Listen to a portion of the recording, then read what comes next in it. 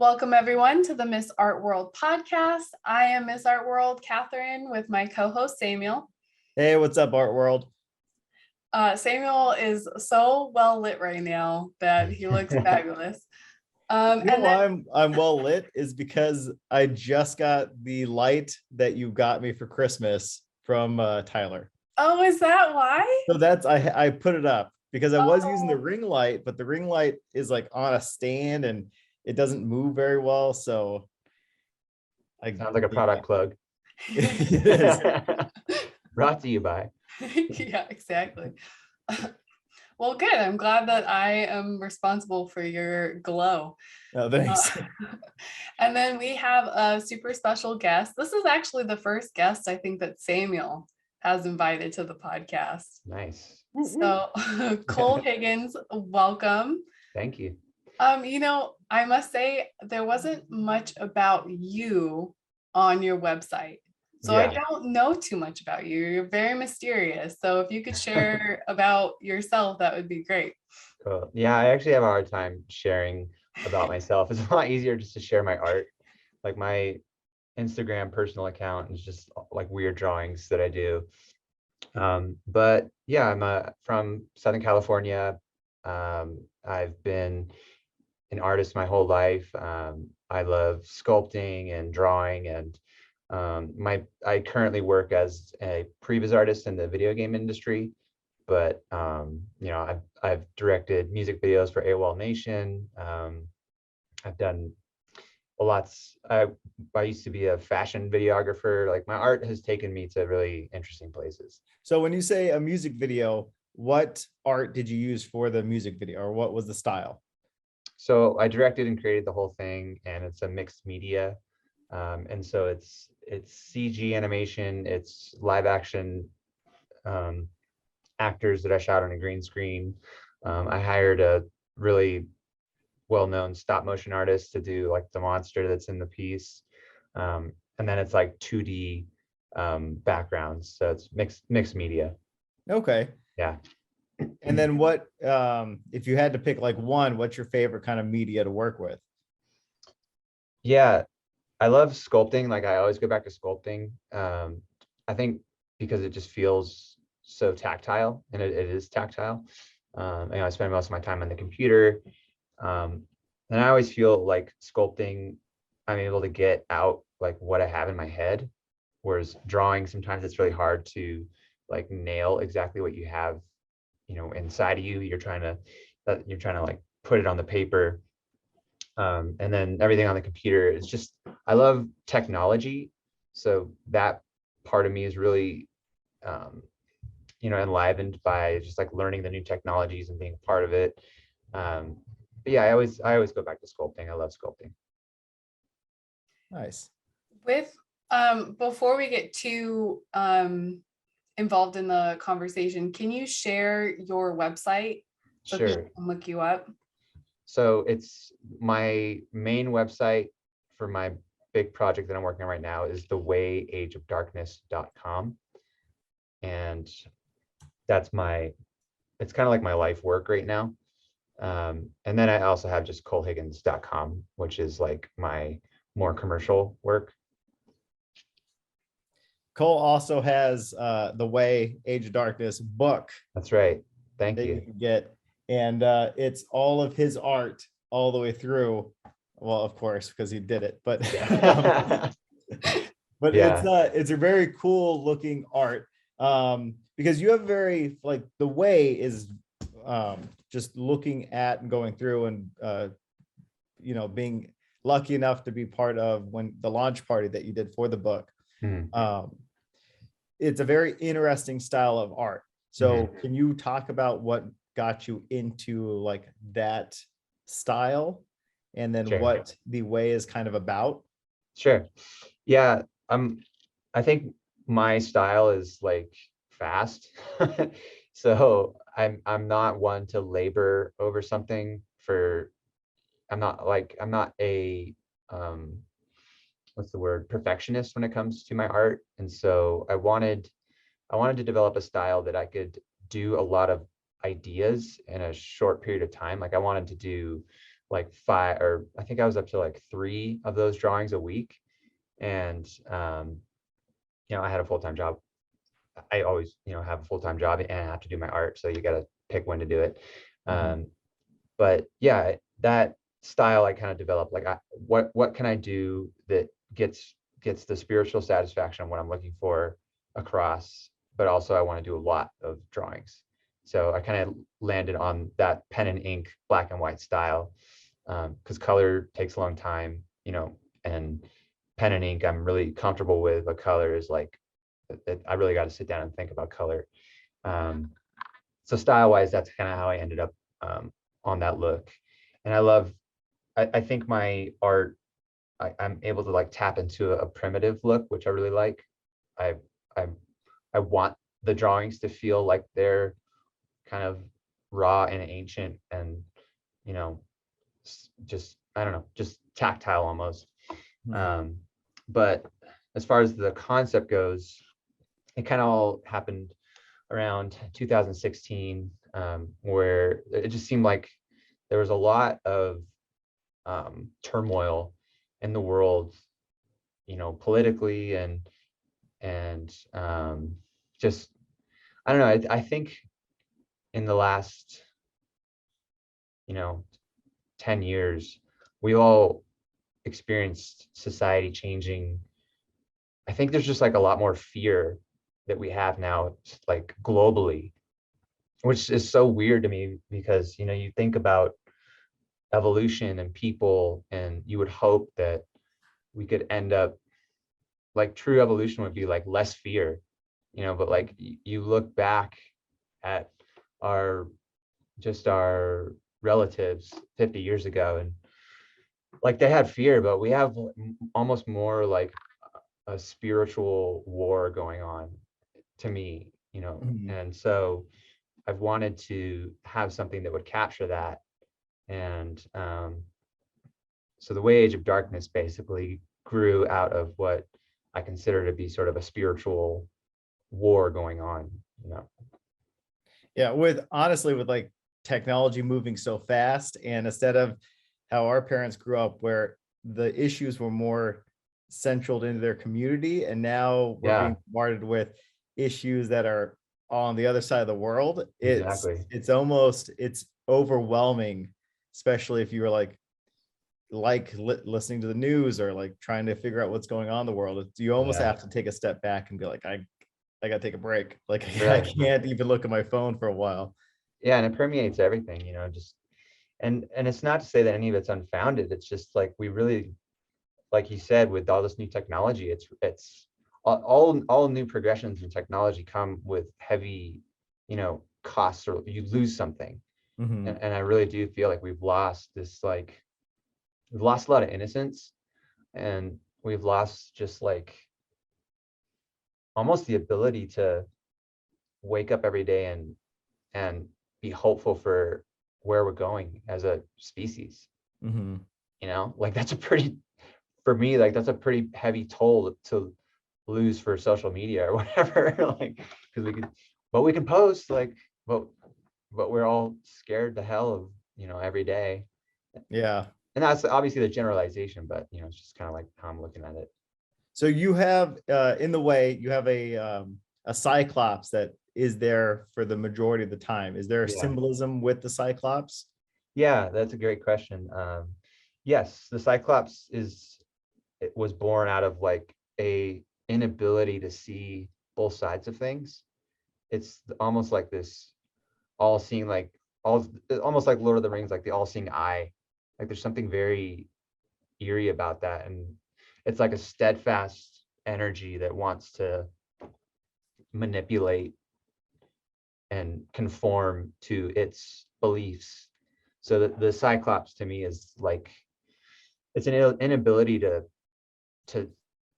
see both sides, really. It's just because that's so important to, that's another part of where we've gone in such a weird direction. Is just everyone's just like, this is exactly what I believe, and it has to be right because I have all this stuff to back it up, but there's no way that you could be right either.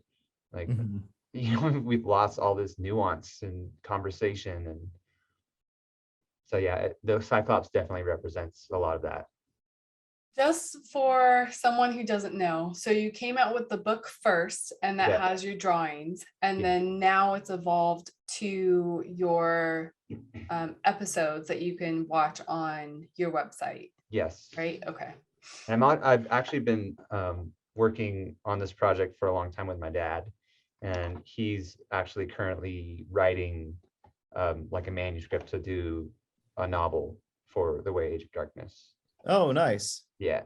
So this, like I said, this is kind of like my life's work, and I'm happy to build out this world, and it's just going to keep expanding.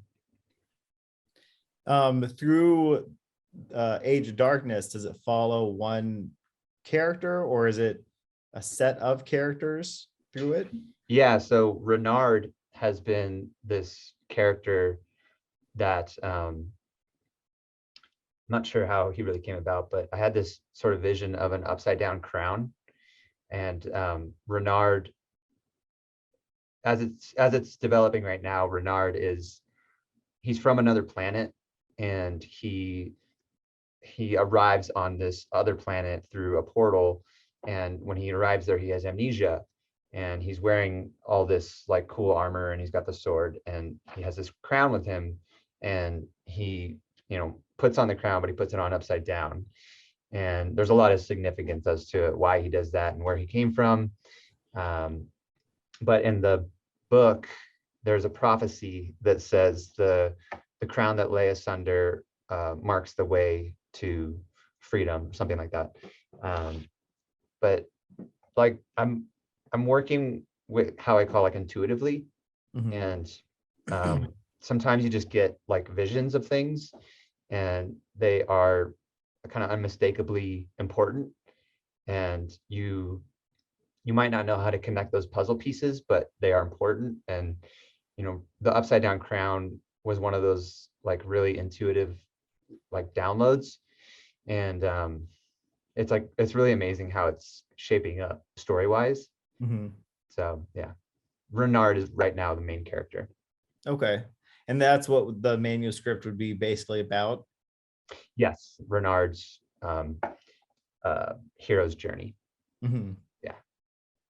And then do you think, because if you go and look at your episodes that you have out, are they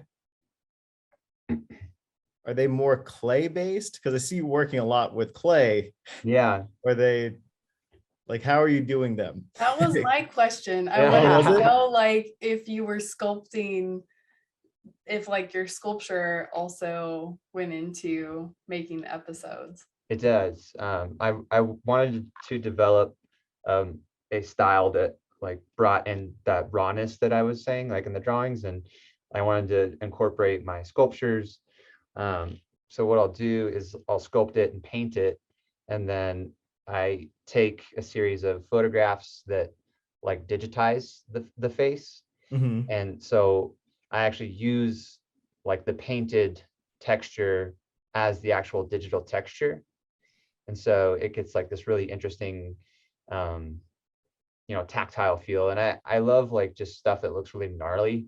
So like, his skin is just very gnarly and kind of like discolored. And this is a bad guy. So he needs to look kind of scary, but it looks awesome. And on a side note, Katie, you can screenshot your screen if you're trying to take a picture. You like have your phone off and like, this is good lighting. We see the light break out the iPad. Yeah. I'm trying to get like behind the scenes so I can post it on Instagram too. Yeah, just They was calling me screenshot out. your computer. All right, I did it. Okay. What I was going to show you also is like I use a motion capture suit to oh wow, so capture all my animation. The motion capture suit, just to kind of backtrack, the sculptures are about what, 3 feet big, completely nude. The one you just showed us was bald. Yeah, it's like 12 inches. It's small. 12 inches. Yeah. Nothing moves on it, right? No. So then like there's this whole thing where you digitize it and you bring this model into, you know, CG, the computer, and there's a whole process to, you know, rigging it so it can move. And once you rig it so it can move, then you can apply the motion capture suit to it. And yeah, there's a lot wow. of a lot And of the different motion capture suit looks, it's like a full black outfit. And then what's like the cord going from? yeah, Is so that it just kind of connect to kind the of looks like computer? a dune, whatever those suits are called.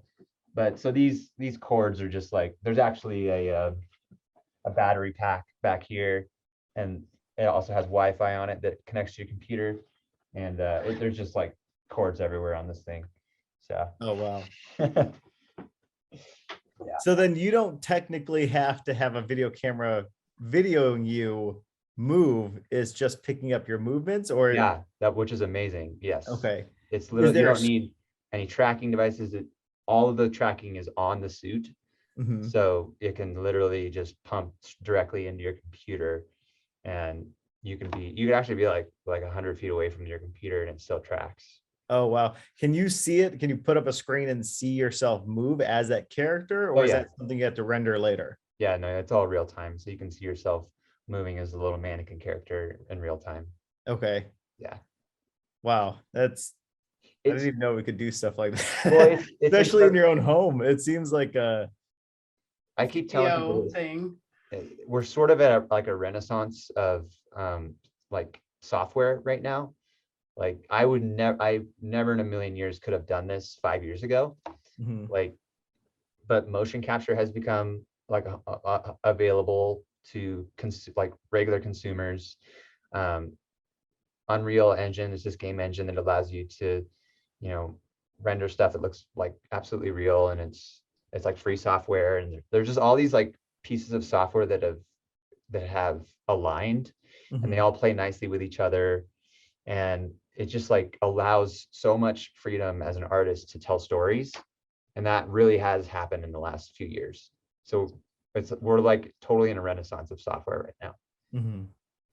Yeah, that's amazing. So did you decide, and we kind of touch base on it a little bit, to use like clay to match the style of art that you do? Yeah, Because it looks, the way the clay sculptures look a lot like the art, yeah, almost like it's just ripped from the page. yeah, that's what I was going for sure. And I want that book to feel like it's actually almost like a Bible to those people.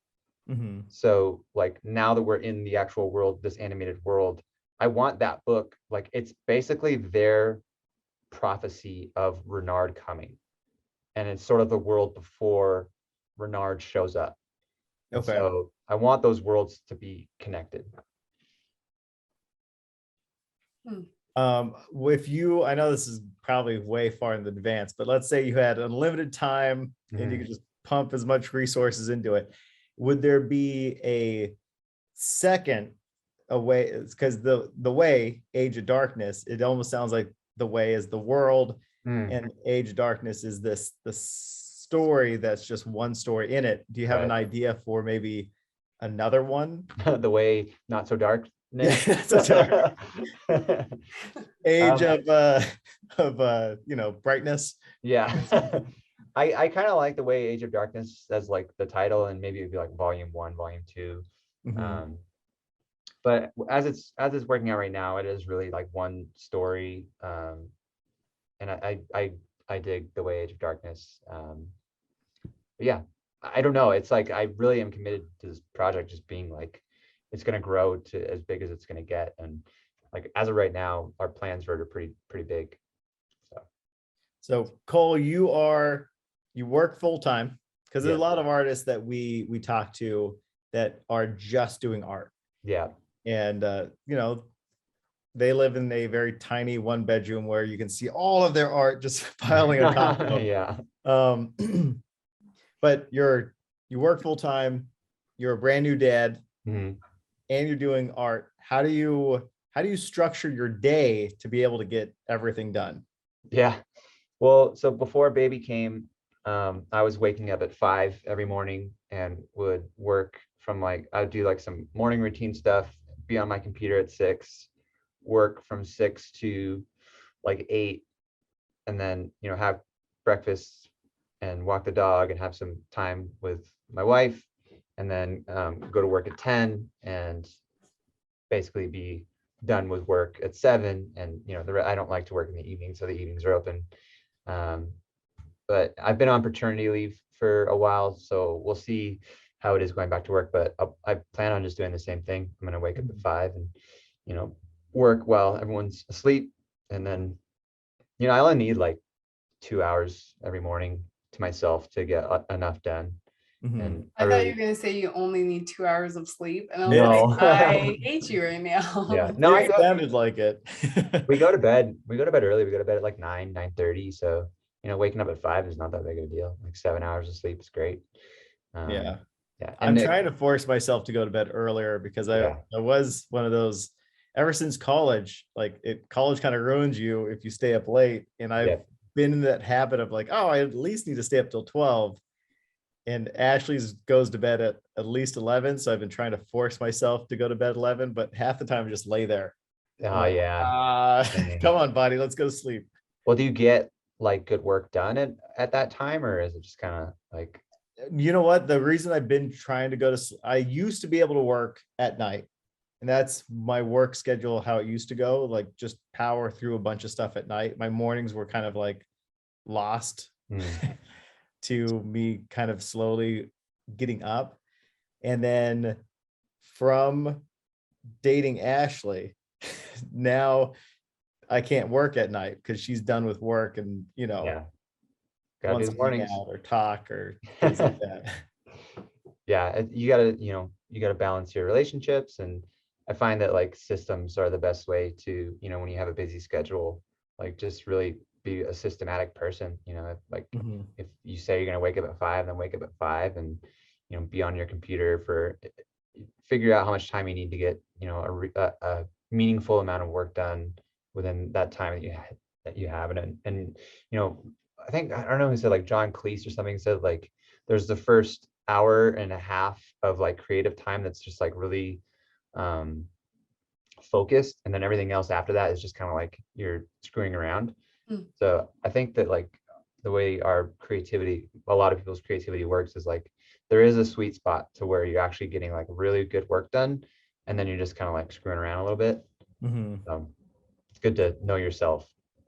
With your work, like your kind of day job, is it similar to what you are doing with the animation, or is it completely different? And if it is similar, how do you balance that kind of like having enough creative juice to fulfill both buckets? Yeah, they are actually really similar. So I guess I just like it a lot. Yeah, I mean, I really do enjoy my work that I do as a job. And so I'm really fortunate in that sense. And I'm learning a lot of stuff about the same software that I'm using on my own stuff. So yeah, and there is this sense that like I get to go and work on my own thing for an hour and a half and not have like a director telling me to like change the shot, or it's really important to have your own thing where nobody else is telling you, to like do this, do that. Like, because my role as a previs artist is that like I'm the bottleneck for a lot of different departments, and everyone I'm in reviews and I'm hearing from like everybody about like change this, change that. So it's good. It's nice to have a personal project that you just you don't have any of that. Yeah. Well, it's just your own standards Yeah. being met. Yeah. Are you just on the computer all day long pretty much? Yes. Yeah, I mean, I have a little home gym in the garage. So, I work out at lunch and I walk the dog a couple times a day, and I'll try to eat lunch outside. And, the weekends we try and get out as much as possible. But yeah, it's kind of like I'm on the computer a lot.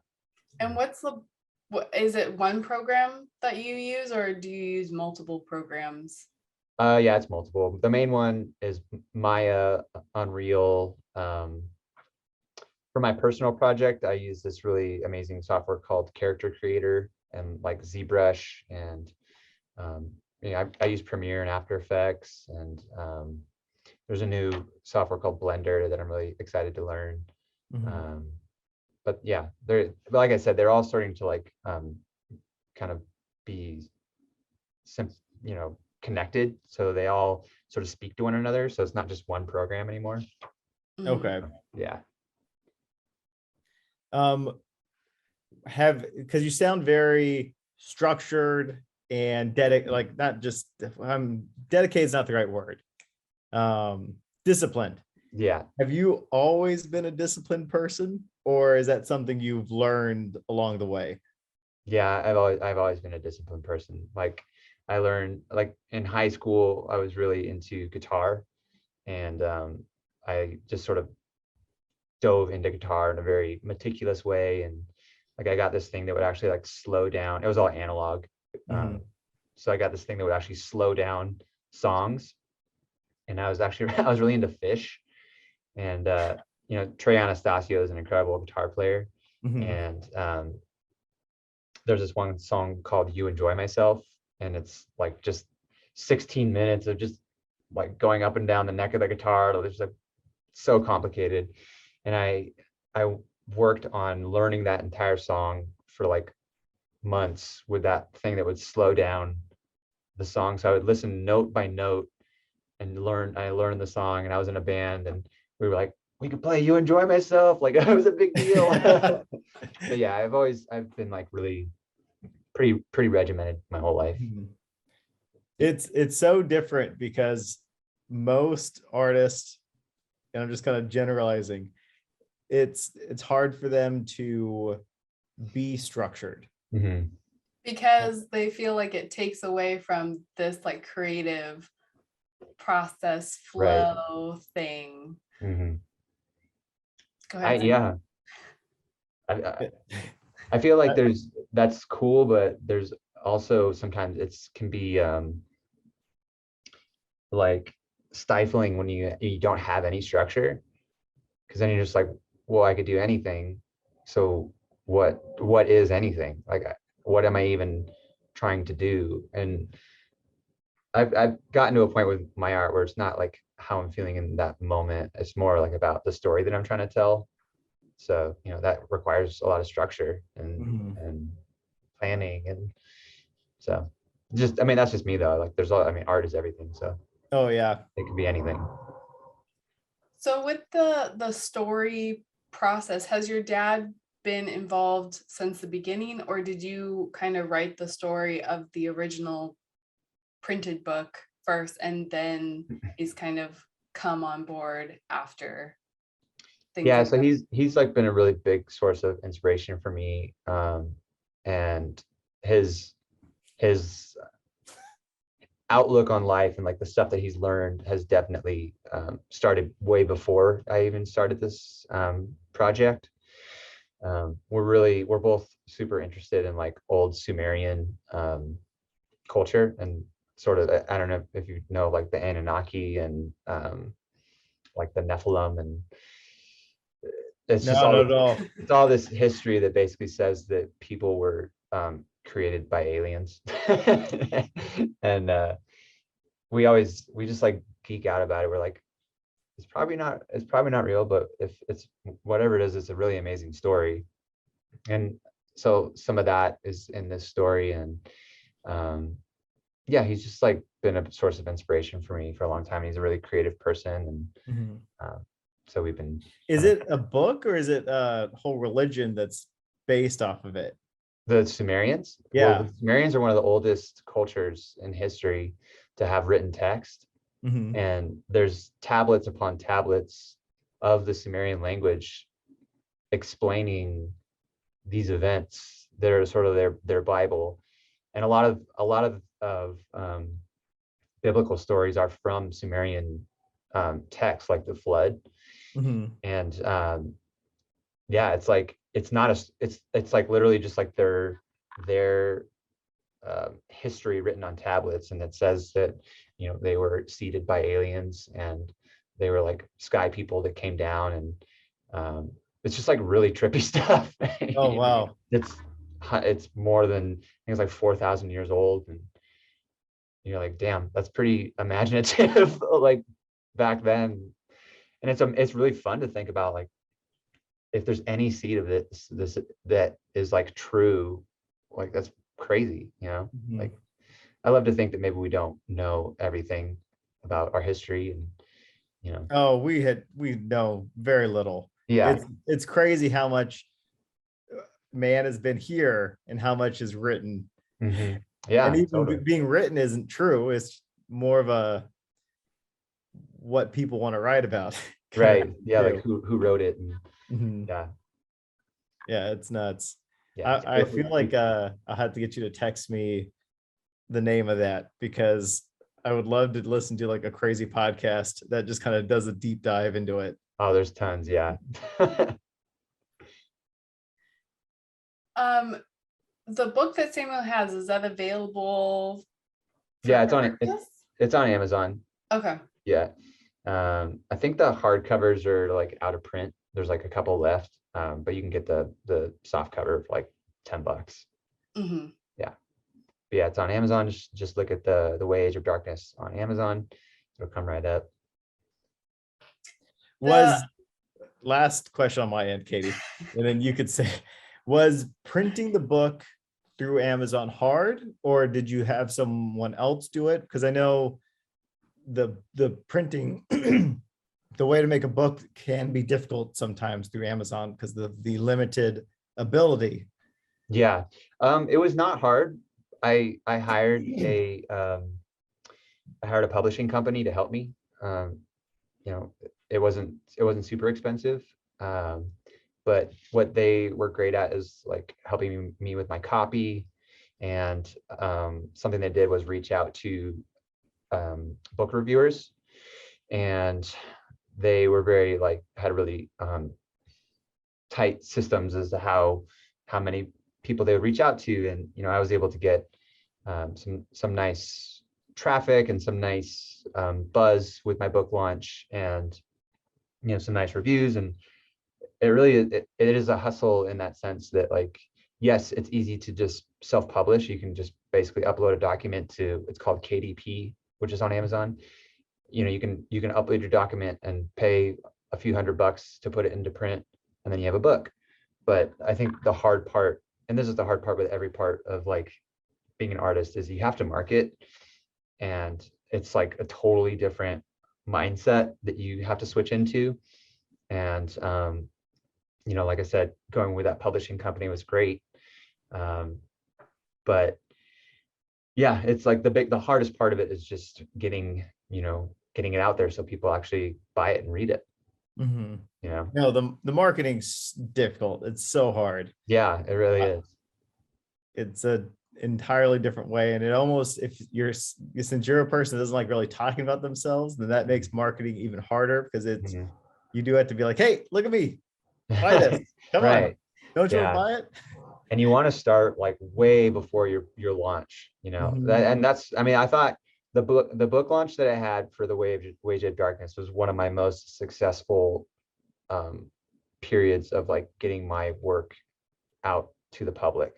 Because it was like I had a tangible book launch party, and I was, crossing avenues and on social media, and it was really exciting. And but it was a big effort. Mhm. But yeah, it was a very good feeling to do that. Are you thinking that your episode, or so are you thinking about another book, or are the episodes kind of replacing the book for you? Well, yeah, so there's probably not going to be another art book. There will be like a novel. Hmm. But the episodes are like its most current form, and each episode is going to be an NFT. And I just launched my first NFT gallery, and so I had 20 pieces that were called The Prophecy, and they're moving images from this book. And so now I have The Prophecy that's launched as an NFT collection. So the next NFT collection is going to be my episodes, and each episode will be for sale as an NFT. And then I'm also going to, what I want to kind of lock into this year is do what I'm calling visions. And right now I love like looping animations. That's a very like sellable thing as an NFT, and they're actually really fun to do. But what I want to do is they're called visions, and they're 10-second looping animations of what I would consider to be like a snapshot from the world. So like as we're writing the story, I want to take that little snapshot of that scene and make that a looping animation, and that would be for sale as an NFT. So nice. it would be like my episodes, my visions, and because the episodes take a long time. They're like, they take about 2 months to do each episode, and ultimately I'd love to do like 50 of them, but what I wanted as I build this world out, like I probably need to like sell it to a larger production house so that we can like make this the way that I want to make it. So I think I can get the most bang for my time with doing these visions. So yeah, I'm looking forward to doing those. How long are the episodes on average?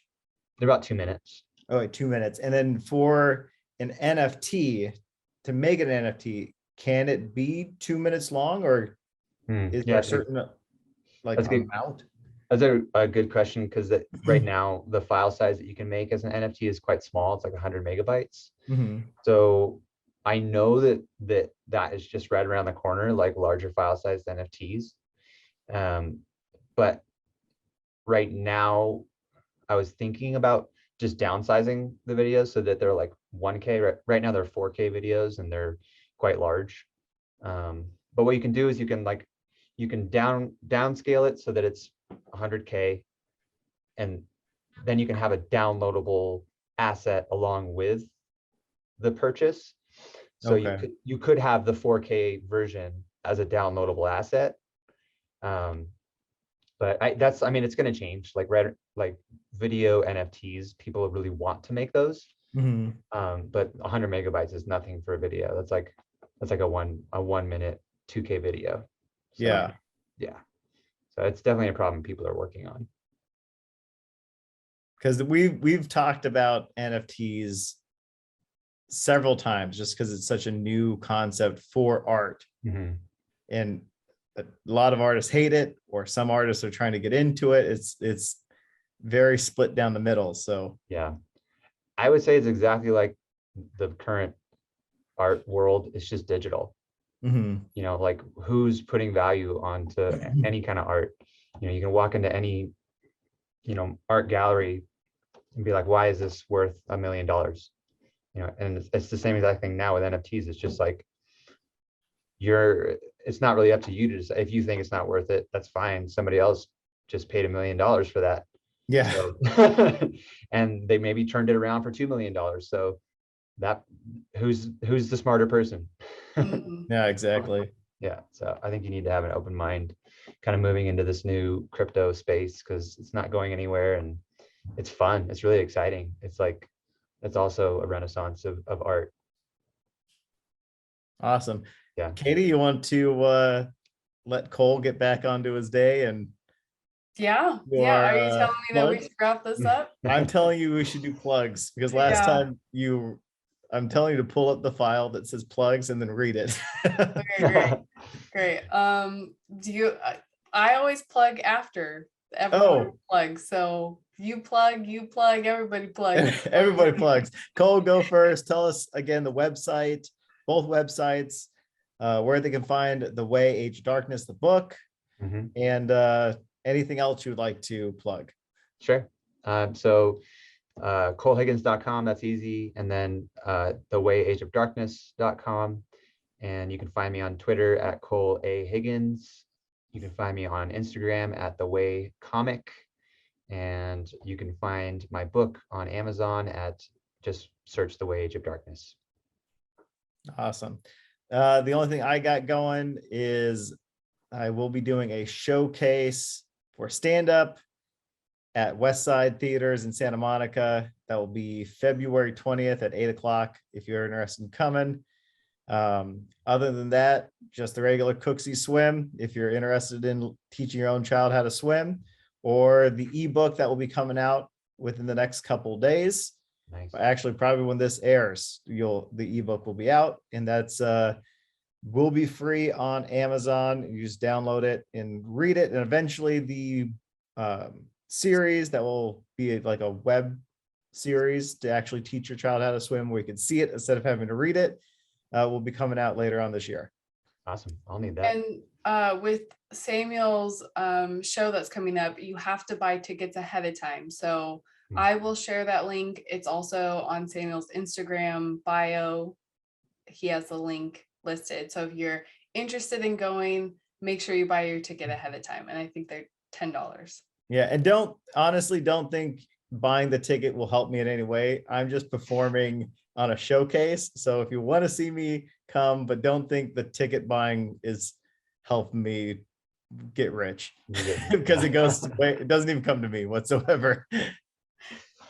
And as always, thank you for listening, or if you are watching us on YouTube, you can always follow what we're up to on Miss Art World on Instagram. We have our missartworld.com website. Always please subscribe, comment, like, let us know your thoughts and feelings. And if you have any suggestions on people you would like us to interview, feel free to share that. And thank you. Thanks for having me. Bye.